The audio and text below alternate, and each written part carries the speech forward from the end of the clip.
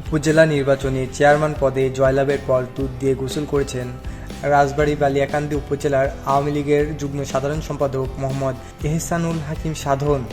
মঙ্গলবার ২১শে মে দ্বিতীয় ধাপে বালিয়াকান্দি উপজেলা পরিষদ নির্বাচনে মোটরসাইকেল প্রতীকে ৪২,৬৮০ ভোট পেয়ে তিনি নির্বাচিত হন। এরপর বাড়িতে দুধ দিয়ে গোসল করেন নবনির্বাচিত উপজেলা চেয়ারম্যান রেলপথ মন্ত্রী মোহাম্মদ জিল্লুল হাকিমের চাচাতো ভাই। বুধবার ২২শে মে সকালে উপজেলার নবাবপুর ইউনিয়নের কুরশি গ্রামের নিজ বাড়িতে দুধ দিয়ে গোসলের দৃশ্য মুহূর্তেই সামাজিক যোগাযোগ মাধ্যম ফেসবুকে ছড়িয়ে পড়ে।